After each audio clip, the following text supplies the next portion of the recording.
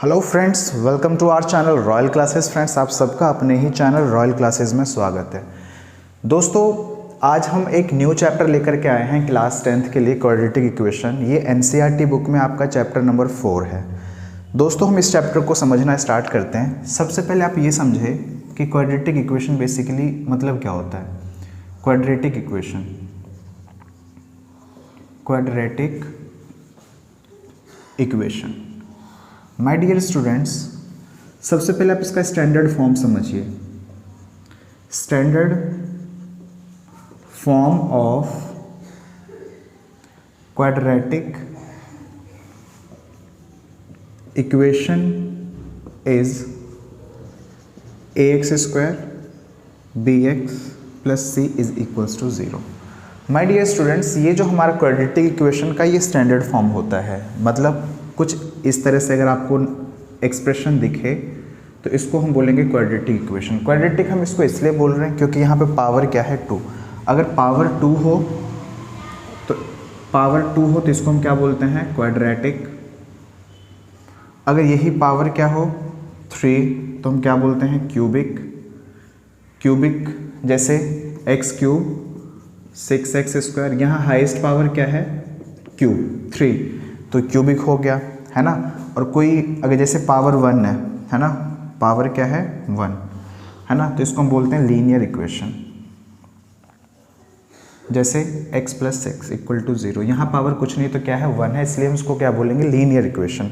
तो my dear students, अगर power क्या हो, 1, तो इसको हम बोलते हैं लीनियर इक्वेशन। पावर 2 हो तो क्वाड्रेटिक इक्वेशन। पावर 3 हो तो हम इसको बोलते हैं क्यूबिक इक्वेशन। अब हम ये समझते हैं कि इक्वेशन का मतलब क्या होता है। तो माय डियर स्टूडेंट्स, इक्वेशन का मतलब होता है LHS, left hand side right hand side के इक्वल होना। इसको बोलते हैं हम इक्वेशन। इक्वेशन इक्वल वर्ड से आया है। तो इस चैप्टर में जो हम पढ़ने वाले हैं क्वाड्रेटिक इक्वेशन, यानी कि पावर 2 होगा और इक्वल टू का साइन होगा, हम इसके बारे में इस चैप्टर में पढ़ने वाले हैं। अब आप एक बात और समझ लें, इस चैप्टर में क्वाड्रेटिक इक्वेशन में कुछ स्टेटमेंट क्वेश्चंस हैं जिसको सॉल्व करने के लिए हम 3 मेथड यूज़ करते हैं। एक तो मिडिल टर्म स्प्लिट यूज़ करते हैं, मिडल टर्म स्प्लिट यूज़ करते हैं, एक क्वाड्रेटिक फार्मूला यूज़ करते हैं,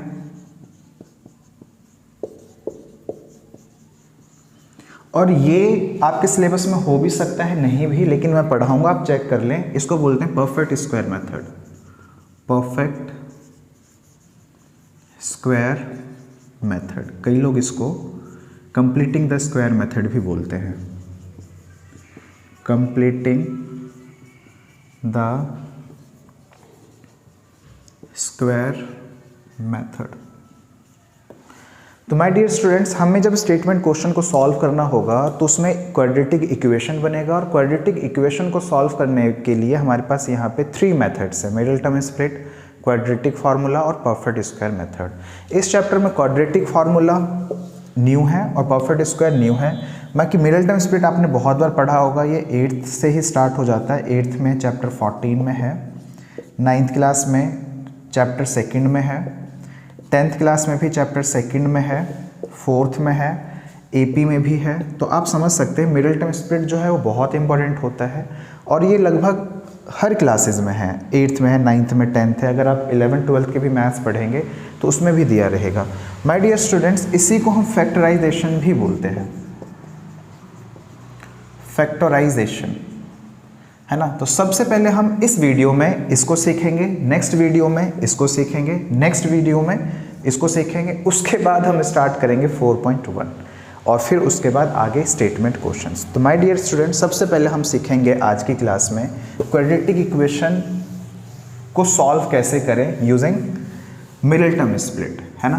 तो मिडिल टर्म स्प्लिट करना आज हम सीखते हैं। जैसे हमारे पास कोई क्वेश्चन है, x square 5x plus 6 is equals to 0। My dear students, x square किससे मल्टीप्लाई हो रहा है, किसी से भी नहीं, तो a क्या हो गया, 1। बेसिकली एक्स स्क्वायर का यहाँ कोफिशिएंट क्या है, 1, तो a हम लिखेंगे 1। x का कोफिशिएंट क्या है यहाँ, 5, और जो किसी का कोफिशिएंट नहीं है बेसिकली ये इसको लिख देंगे हम c।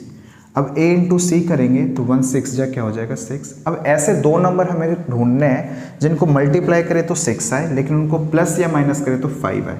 मल्टीप्लाई करें तो 6 आए, तो ऑब्वियसली 2 and 3। तो अगर हम इनको मल्टीप्लाई करेंगे तो 6 आएगा, और अगर हम इनको प्लस करेंगे तो 5 आएगा। तो ये नंबर हम पिक कर लेंगे। आप बोलेंगे 6 1 जा 6 भी तो होता है, तो बिल्कुल होता है। 6 1 जा 6 तो आ गया, लेकिन क्या इनको प्लस करने पे ही आएगा? नहीं। क्या इनको माइनस करने पे ही आएगा? आप बोलोगे हाँ 6 में से 1 गया 5 आ जाएगा, लेकिन अगर हम यहाँ पे माइनस लगा दें तो 6 में से 1 जाएगा 5 तो आ जाएगा। लेकिन जब हम इसको मल्टीप्लाई करेंगे तो 6 1 जा 6, हमें पॉजिटिव का चाहिए लेकिन प्लस माइनस माइनस का 6 आ जाएगा, तो इसलिए हम इसे नहीं ले सकते। 2 3 जा 6 भी सही है, इनको प्लस करेंगे तो पॉजिटिव का 5 आ जाएगा।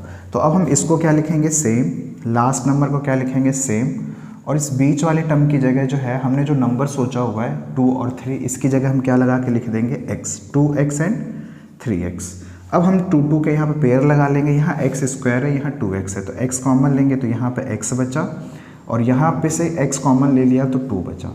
अब यहाँ पे हम 3 कॉमन लेंगे तो x बचा। 3 की टेबल में 6 कब आता है? 2 पे।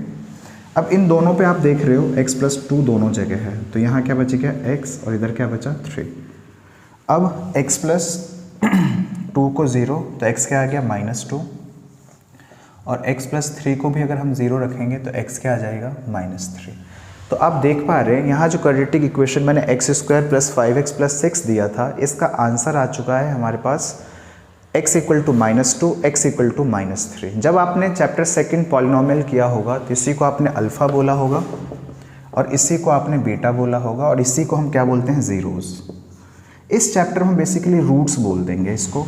रूट्स बोलो, ज़ीरोज़ बोलो, सॉल्यूशन बोलो, बात सेम है। वैसे तो ज़ीरोज़ और रूट्स में थोड़ा सा डिफरेंस है, लेकिन ये 10th तक आपको समझ नहीं आएगा, तो हायर क्लासेस में आपको समझ में आएगा कि इसमें थोड़ा सा डिफरेंस होता है।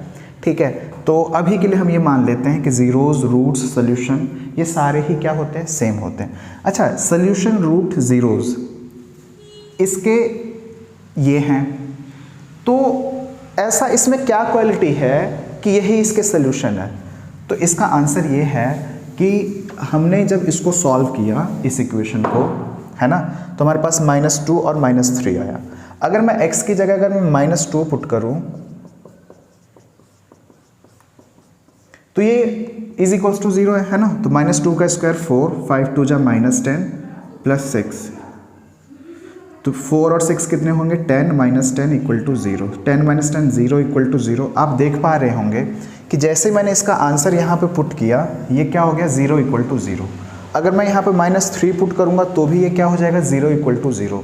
माय डियर स्टूडेंट, इस दुनिया में ऐसा कोई और नंबर है ही नहीं जो इस given question x square plus 5x plus 6 में अगर मैं पुट करूँ तो वो 0 हो जाए। तो आप समझ गए होंगे कि ये इसके सल्यूशन इसलिए हैं क्योंकि यही यहाँ पुट करने से 0 इक्वल टू 0 आएगा, और किसी नंबर को यहाँ पुट करने से 0 इक्वल टू 0 नहीं आएगा। तो जो भी सोल्यूशन होता है हम यहाँ पुट करते हैं तो क्या आ जाता है? इक्वेशन 0। ये आपको पता रहना चाहिए, आने वाले क्वेश्चंस में हम इसको यूज़ करेंगे। चलो एक और क्वेश्चन लेते हैं, question number 2। x square 7x plus 12 is equals to 0। My dear student, यहाँ a क्या है? 1, b क्या है? 7, c क्या है? 12। a इंटू सी करेंगे तो 1 इंटू 12 क्या आ जाएगा? 12। अब ऐसे दो नंबर आप सोचो जिनको मल्टीप्लाई करें तो क्या आना चाहिए? 12। तो आप बोलेंगे 3 4 जा, और इनको प्लस करने पे क्या आ रहा है? इनको प्लस करने पे क्या आ रहा है? 7। तो परफेक्ट है। आप बोलेंगे 6 2 जा भी तो होता है, तो 6 2 जा 12 तो होता है, लेकिन क्या इनको प्लस करने पे 7 आ रहा है? यहाँ का 7 देखो, या ये बात सेम है क्योंकि यही वाला ये लिखा हुआ है। तो क्या इनको प्लस करने पे 7 आ रहा है? नहीं। क्या इनको माइनस करने पे 7 आ रहा है? नहीं। अगर यही क्वेश्चन ऐसे होता x square 8x plus 12 equal to 0, तो माय डियर स्टूडेंट यहाँ पे आप a क्या लिखोगे? 1, b क्या लिखोगे? 8, c क्या लिखोगे? 12। a इंटू सी करोगे तो 12, है ना। अब ऐसे दो नंबर जिनको मल्टीप्लाई करें तो 12, तो अगर 3 4 लोगे तो 12 तो आ जाएगा, लेकिन क्या प्लस करने पे 8 आया आपकी बार? नहीं। तो इस बार ये नहीं लेंगे, इस बार तो हम ये लेंगे, लेकिन यहाँ पे हम ये नहीं लेंगे, यहाँ पे ये वाला फैक्टर लेंगे, क्योंकि इनको मल्टीप्लाई करने पे ये आना चाहिए और इनको प्लस करने पर ये आना चाहिए, है ना। अब ये वाला सेम लिखेंगे, प्लस 12 सेम लिखेंगे, और इन दोनों की जगह क्या लगा लेंगे x। अब इन दोनों में से x कॉमन लेंगे तो यहाँ x + 3 बचा, 4 की टेबल में 12 आता है इसलिए 4 कॉमन ले लो तो यहाँ पे x बचा, 4 की टेबल में 12 कब आता है 3 पे, तो यहाँ 3 बचा और इक्वल टू 0। उम्मीद करता हूँ कॉमन लेना आपको आता होगा। अब x + 3 अगेन कॉमन ले लो तो क्या बच गया, यहाँ पे तो बचा x और इधर क्या बच गया 4 इक्वल टू 0। तो x + 3 0 तो x आ गया -3 और x + 4 0 तो x क्या आ जाएगा -4।